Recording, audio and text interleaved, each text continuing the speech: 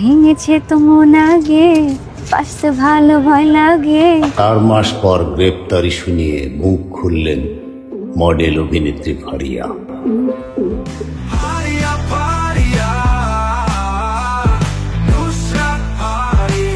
বৈষম্য বিরোধী আন্দোলনে একটি হত্যা চেষ্টা মামলায় গত মে মাসে গ্রেপ্তার হয়ে কারাগারে ছিলেন মডেল এবং অভিনেত্রী নুসরাত ফারিয়া।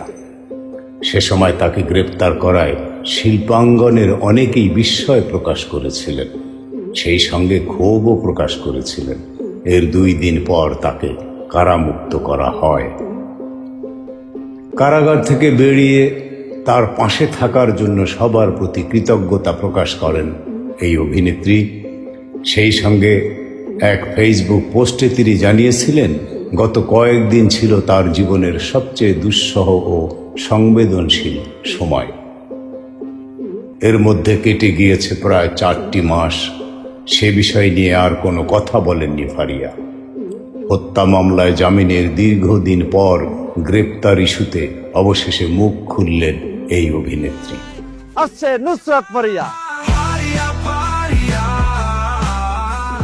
নিউ ইয়র্ক থেকে প্রচারিত বাংলা ভাষাভাষীদের গণমাধ্যম ঠিকানার বিশেষ show Friday night with Zayed Khan এ বিষয়গুলো নিয়ে কথা বলেন তিনি। গ্রেপ্তার ইস্যুতে নুসরাত ফারিয়া বলেন, এরকম কিছু হবে আশা করিনি, কখনো দুঃস্বপ্নেও ভাবিনি। যার জীবন স্কিন কেয়ার, মেকআপ, একটু ঘোরাফেরা, শপিং করা, পরিবারের সঙ্গে সময় কাটানো, বন্ধুদের সঙ্গে কোথাও ভালো খেতে যাওয়া, এই ছোট ছোট জিনিস নিয়ে যে খুশি, তার জীবনে এত জটিলতা। কি করব না করব এগুলো নিয়ে যখন চিন্তা করতে হয় তখন ভীষণ হতাশ হই।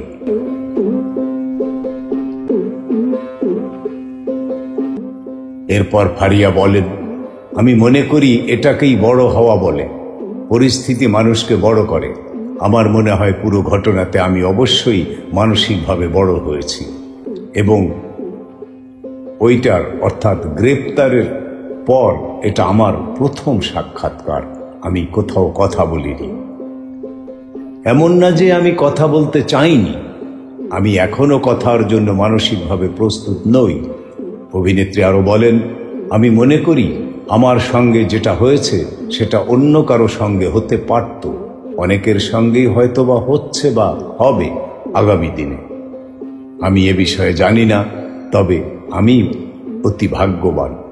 আমার কাজের মাধ্যমে গোটা দেশের মানুষের ভালোবাসা পেয়েছি, যাদের দোয়া ভালোবাসার কারণে আমি আজকে আপনাদের অর্থাৎ জায়েদ খানের সামনে দাঁড়িয়ে আছি। আমার পরিবার, বাবা মা, ভাই বোন, তাদের সবার দোয়া ও ভালোবাসার কারণে কঠিন সময় পার করতে পেরেছি।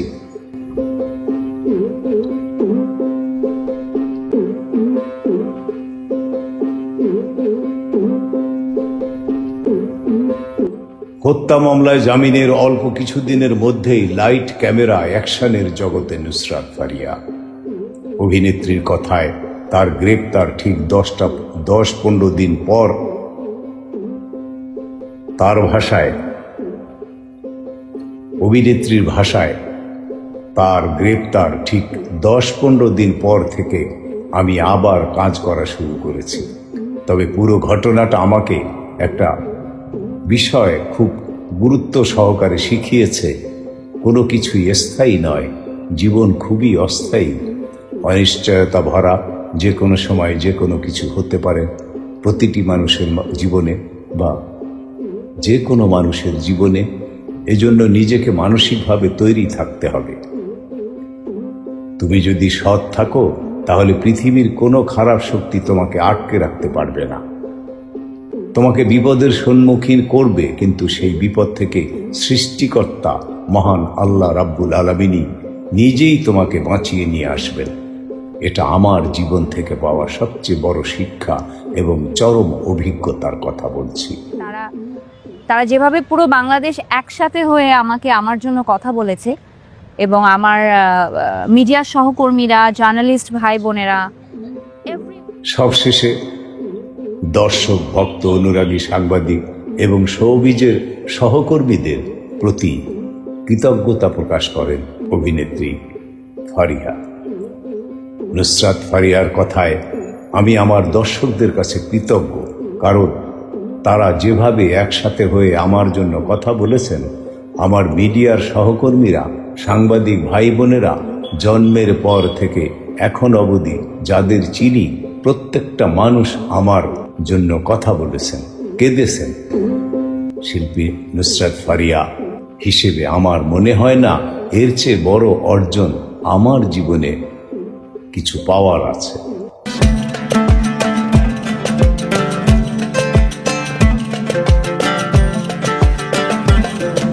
আমি তো বলি নুসরাত ভাই, আমি আমি আমি তোমার ইন্টারভিউতে বলেছিলাম on and only and my favourite. Facebook পেজের এক স্ট্যাটাসে কৃতজ্ঞতা প্রকাশ করেন এই নায়িকা।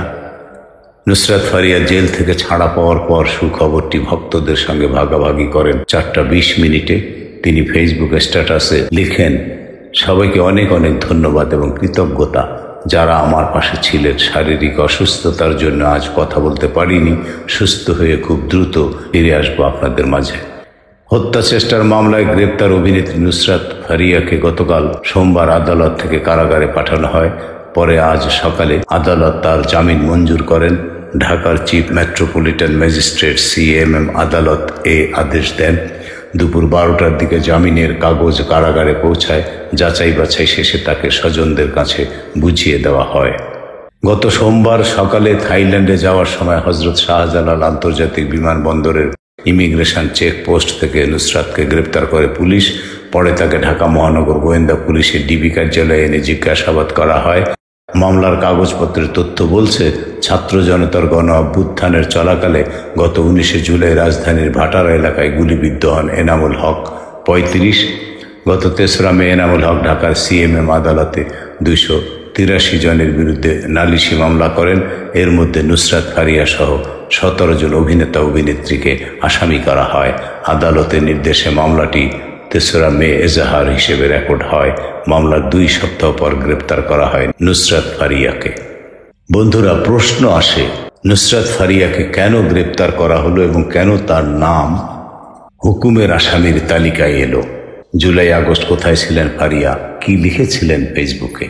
গ্রেপ্তার হয়েছিলেন চিত্রনায়িকা নুসরাত ফারিয়া। গত সোমবার আদালতের মাধ্যমে এই অভিনেত্রী কারাগারে পাঠানো হয়েছে। এই নায়িকাকে গ্রেপ্তার ও কারাগারে পাঠানো নিয়ে সামাজিক যোগাযোগ মাধ্যমে সোচ্চার হয়েছেন তার সহকর্মীরা।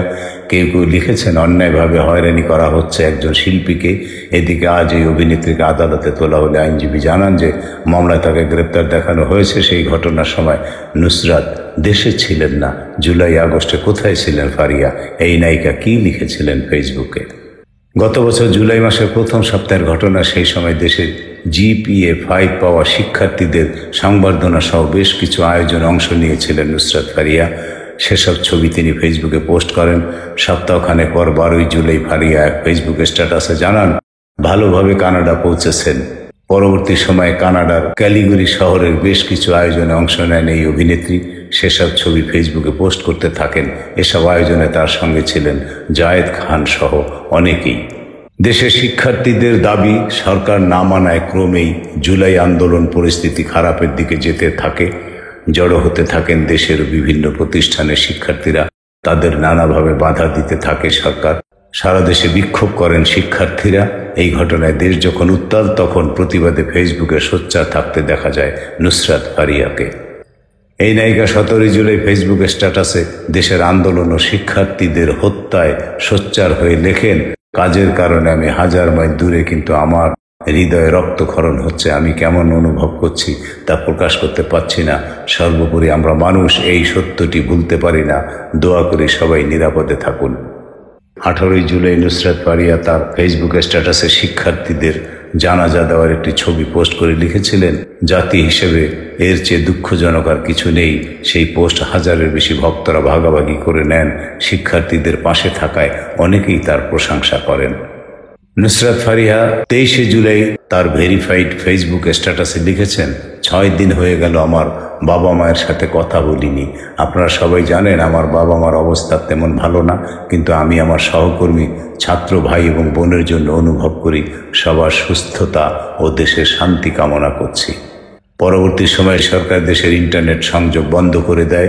আতঙ্কে ছড়িয়ে পড়ে দেশে। সেই সময় 19শে জুলাই ফারিয়া কানাডা থেকে লিখেছিলেন, 2 দিন হয়ে গেল বাংলাদেশে ইন্টারনেট নেই, দেশটি বিশ্বের অন্যান্য অংশ থেকে সম্পূর্ণভাবে বিচ্ছিন্ন। আমরা কি সত্যি আলোচনা করে এই সমস্যার সমাধান করতে পারি না? এটা এত কঠিন কেন? খুব অসহায় বোধ করছি। পরে 23শে জুলাই ফারিয়া লিখেছেন, 6 দিন হয়ে গেল আমার বাবা মায়ের সঙ্গে কথা বলিনি। আপনারা সবাই জানেন আমার বাবার অবস্থা তেমন ভালো না, কিন্তু আমি আমার সহকর্মী ছাত্র ভাই এবং বোনের জন্য অনুভব করি, সবার সুস্থতা ও দেশের শান্তি কামনা করি। পরবর্তী সময়ে দেশের কোনো পটভূমি নিয়ে ফেসবুকে খুব বেশি কিছু লেখেননি এই নায়িকা, শুধু নিজের ব্যক্তিগত ছবি পোস্ট করেন। এর মধ্যে দেশে বন্যা হলে ফেসবুক সরব হয়েছিলেন এই চিত্রনায়িকা। গত বছর আগস্টের পর তাকে মডেলিং, উপস্থাপনা ও অভিনয় নিয়েই ব্যস্ত থাকতে দেখা গিয়েছে। প্রধানমন্ত্রীর চরিত্রে আপনি অভিনয় করেছেন, তো সেই চরিত্র নিয়ে প্রধানমন্ত্রী আপনাকে কি বলেছেন? তুমি অনেক ভালো করেছো, তোমাকে দেখতে আমার মতনই লেগেছে। এটা আপনার জীবনে কি অন্যতম সব থেকে বড় হয়? গুজবাম হচ্ছিল। হ্যাঁ, ইটস আ ডিফারেন্ট ফিলিং। আমি তো মানে এটা বলে বোঝানো যাবে না, এটা আমার মনের মধ্যে আছে। তুমি যে সবার মতো না, ভরসা করব কিভাবে, বুঝি না তো, তাই যে বুঝি না তো।